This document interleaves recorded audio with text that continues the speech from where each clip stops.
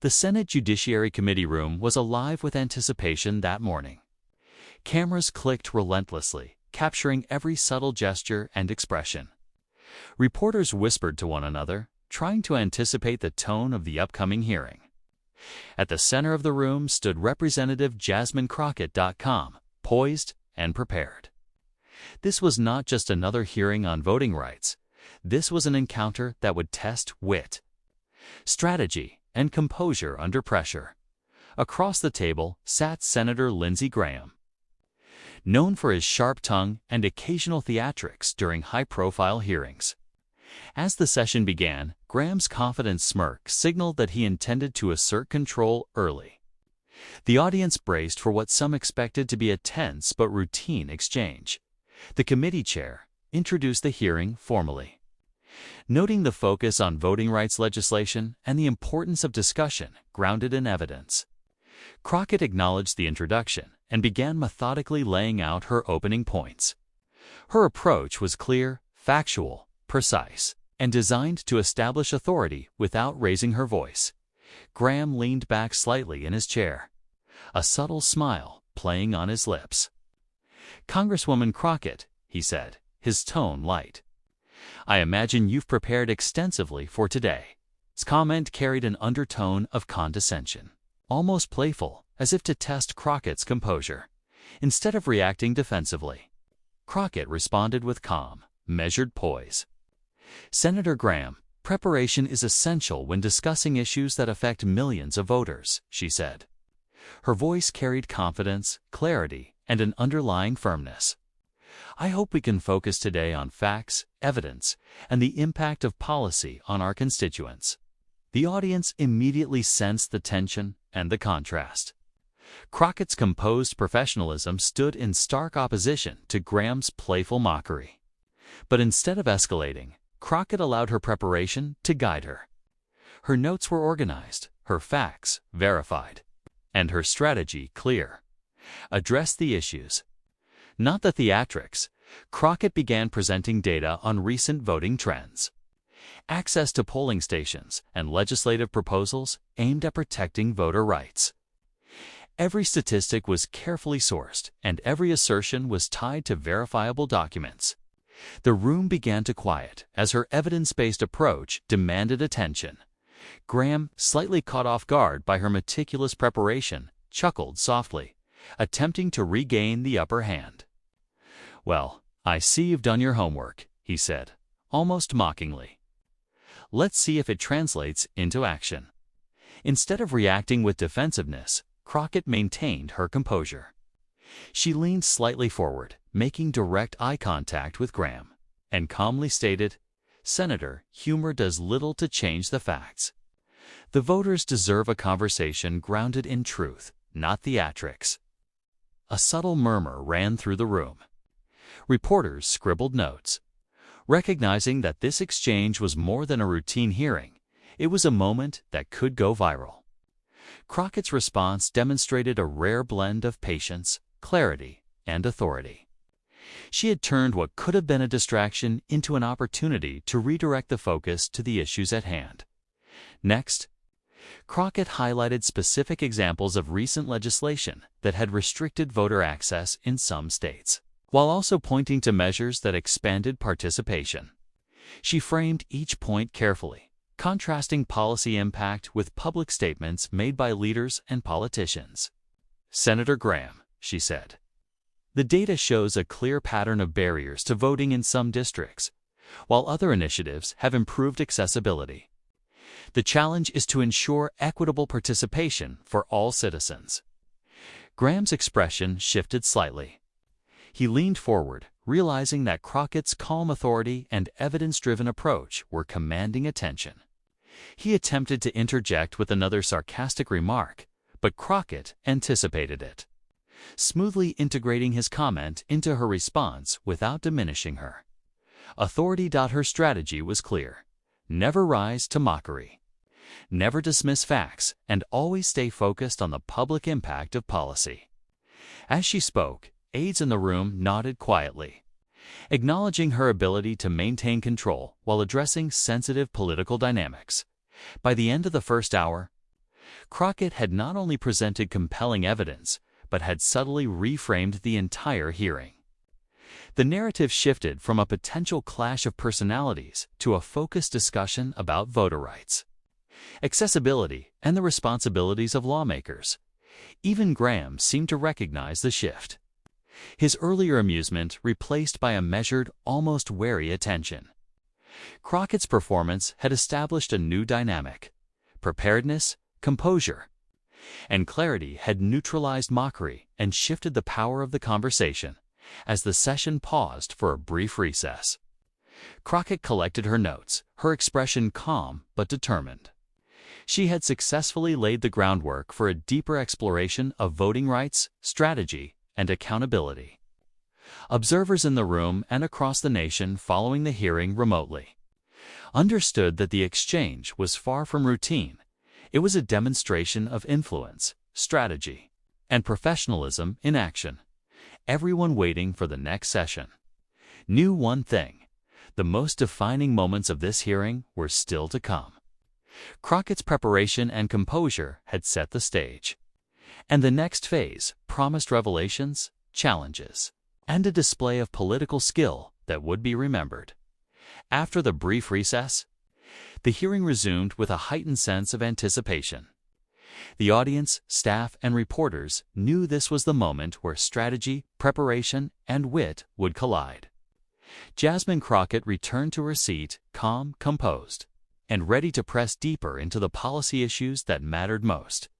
She opened with a concise but pointed observation. "Senator Graham, as we consider voting rights legislation, it's essential to recognize the tangible impact on constituents," she began. "Accessibility, fairness, and transparency in the electoral process are not abstract concepts. They affect the daily lives of millions." Graham, momentarily caught off guard, leaned back in his chair, a half-smile lingering. It was clear he intended to interject with another quip, but Crockett anticipated the tactic. Without raising her voice, she continued, seamlessly integrating the facts she wanted to emphasize. Her next set of questions highlighted specific examples of legislative actions that had sparked debate across the nation. She referenced voter ID laws, polling station closures, and early voting restrictions, balancing each point with data that demonstrated the consequences of these policies on different demographic groups. "We see from independent studies," Crockett explained, "that access to voting has declined in certain regions, disproportionately affecting marginalized communities. How can legislation address these disparities effectively?" The calm authority in her tone contrasted sharply with Graham's occasional smirks and attempts at light-hearted mockery. Rather than fluster him or escalate tension, Crockett redirected attention to policy and outcomes, the tangible effects on everyday citizens. This approach subtly shifted the hearing from personality clash to substantive debate. As the discussion deepened, Crockett introduced social media trends and public sentiment data. "Senator," she said, "citizens are voicing concerns not just in traditional forums, but online, highlighting confusion and frustration with election procedures. How should Congress respond to these concerns to maintain public trust?" Graham chuckled lightly, attempting to downplay the seriousness. Yet Crockett did not hesitate. She maintained eye contact, her voice unwavering. "Humor and levity have their place," she said.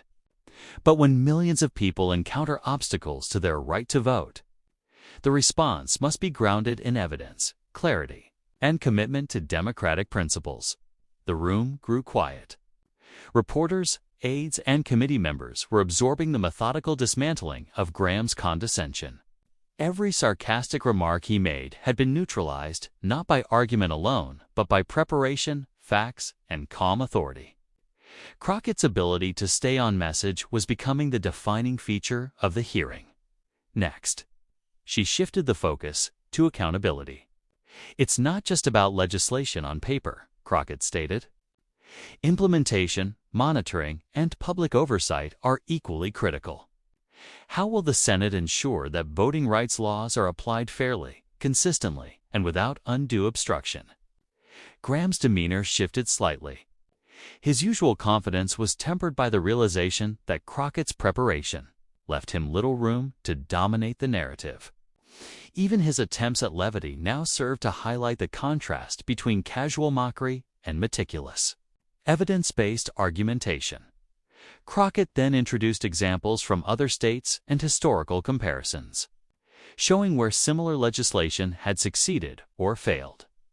She tied each example to specific consequences for voters, emphasizing clarity and transparency.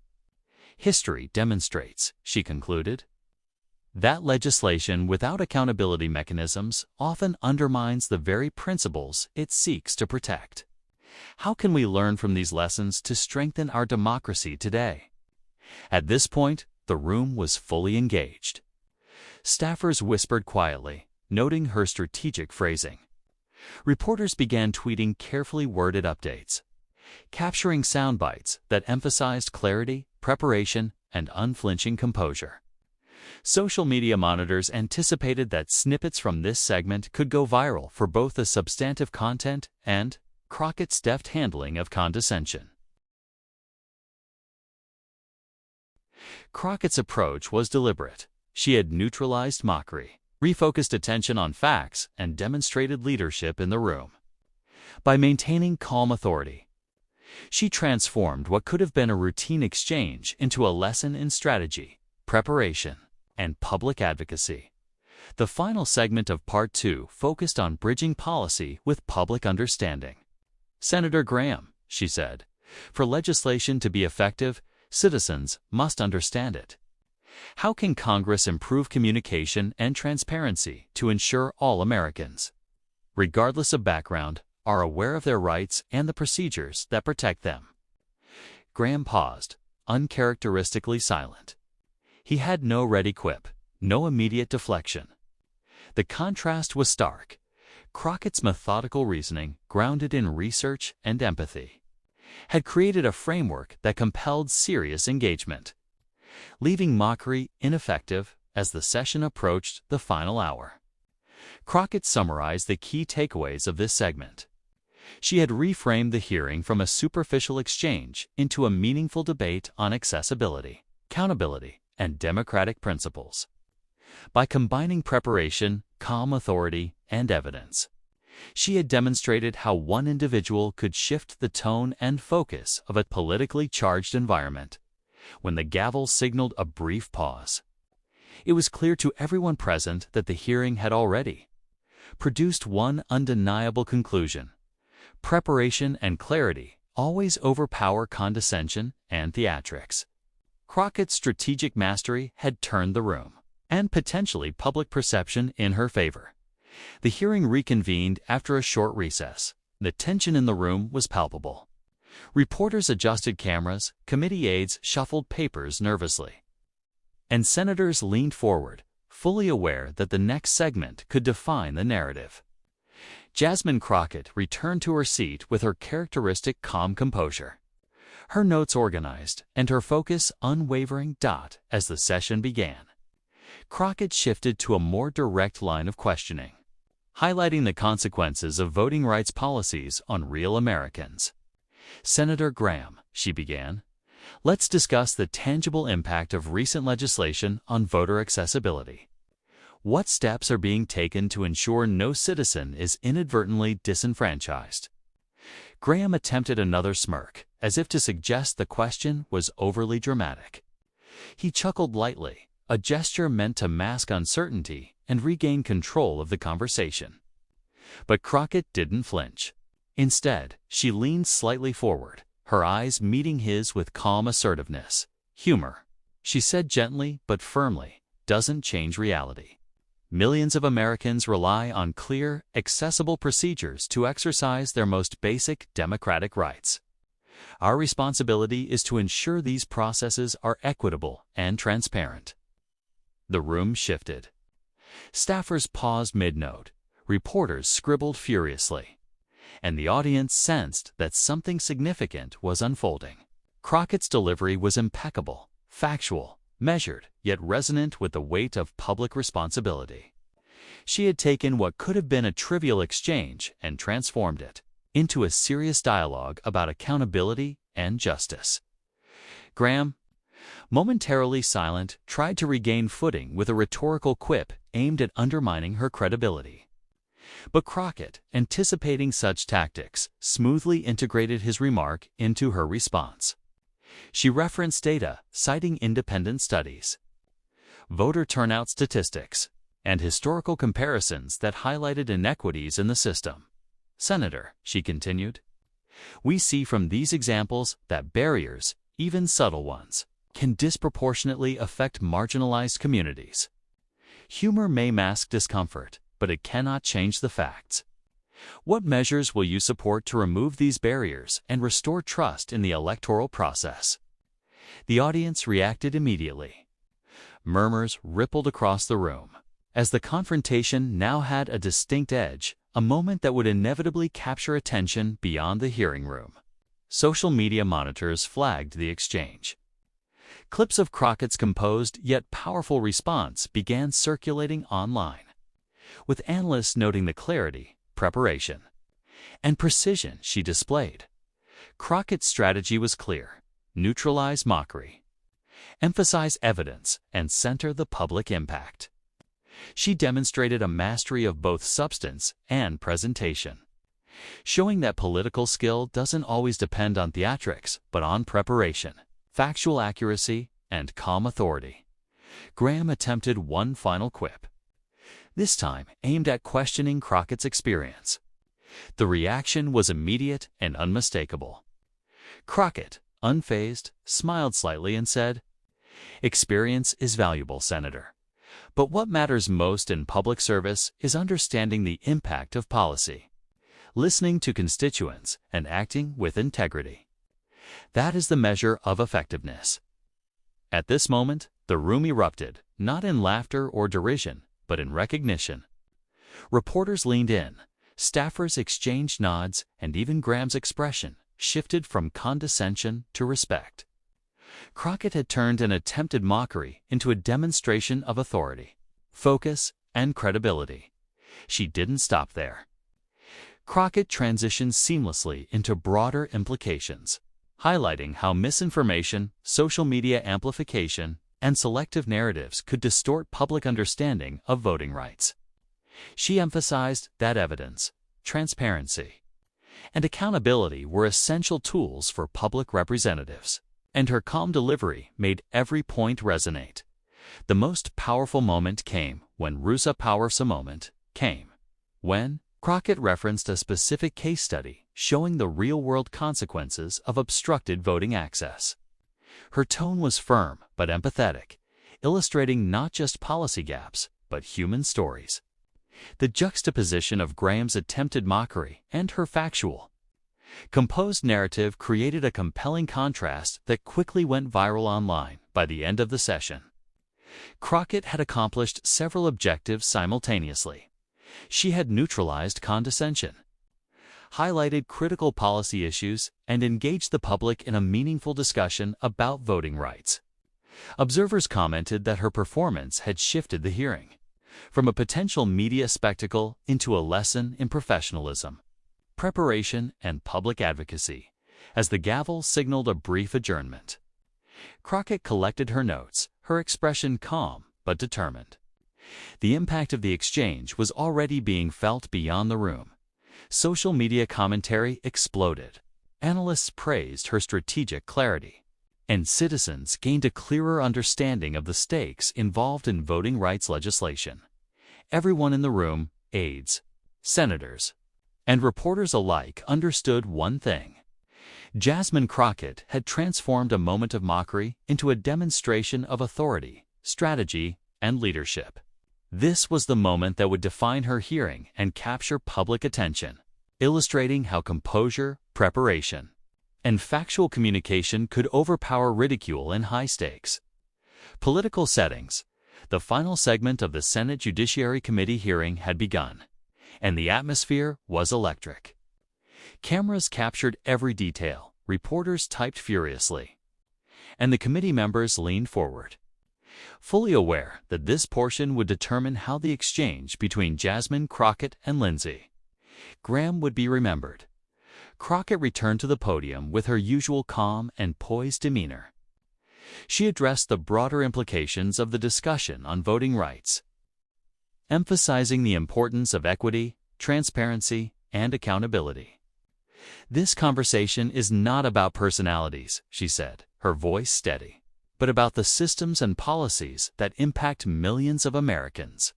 Our responsibility is to ensure fair and accessible elections for everyone, regardless of background or circumstance." Graham attempted a light-hearted interjection, perhaps hoping to reclaim control, but Crockett remained unflinching. With a subtle nod and firm tone, she incorporated his remark into her response while keeping the focus on the voters. "Humor can be entertaining," she stated, "but it cannot replace evidence, facts, or responsible policymaking." By now, the room had fully shifted in energy. Reporters and aides noticed the stark contrast between Graham's attempted mockery and Crockett's methodical, evidence-based approach. Social media clips of her calm dismantling of condescension were already circulating widely. Earning praise for her strategic composure and clarity, Crockett moved on to illustrate the real-world impact of restricted voting access. Referencing studies, case examples, and first-hand accounts from communities affected by changes in legislation, she made it clear that this was not just theoretical debate. The consequences of these policies were tangible, measurable, and deeply human. "Senator," she continued, "ensuring fair access to voting is not a partisan issue. It is a question of democratic integrity and public trust. How can we work together to strengthen these principles and ensure that every citizen has the opportunity to participate fully in our democracy?" Graham, now noticeably quieter, leaned forward and listened intently. His earlier amusement was replaced by a visible acknowledgement of Crockett's authority and thorough preparation. The dynamic had shifted completely. What began as a potential clash of personalities had become a focused, public discussion about accountability, policy, and citizen impact. Crockett then summarized the hearing with strategic precision. She recapped the key points, tied each issue to tangible outcomes, and emphasized the broader lesson: preparation, composure, and factual clarity can overcome mockery and redirect attention to meaningful debate. Her final remarks were met with nods of approval from multiple members of the committee, reporters, and staff. The gavel signaled the official conclusion of the hearing. Crockett gathered her notes, maintaining her composed demeanor, while the room absorbed the impact of the day's exchanges. Analysts immediately began highlighting her ability to neutralize condescension, turn potential ridicule into authority, and maintain focus on the substantive issues. The public reaction was swift. Clips from the hearing went viral across social media platforms, with millions of viewers sharing, commenting, and discussing Crockett's.com dismantling of Graham's mockery. Political commentators praised her preparation, patience, and strategic communication, noting how this moment represented a new standard for public engagement in high-stakes political settings. Crockett's approach became a case study in effective advocacy. She had demonstrated that clear evidence, thoughtful questions, and calm authority could command attention and shift narratives, even in tense and potentially hostile environments, by keeping the focus on voters, policy, and accountability. She had elevated the hearing from a routine exchange to a defining political moment, as people across the nation followed the hearing online. Discussions expanded beyond partisan lines. Citizens, analysts, and students of politics alike noted the lessons in leadership, preparation, and public communication. Crockett's handling of mockery, her skill in integrating evidence, and her unwavering focus on transparency and fairness resonated widely, making the exchange both informative and inspirational. The final takeaway was clear. Political skill does not always require theatrics or confrontation. In fact, calm authority, meticulous preparation, and evidence-driven communication can reshape narratives, command respect, and highlight accountability. leaving a lasting impact on both colleagues and the public.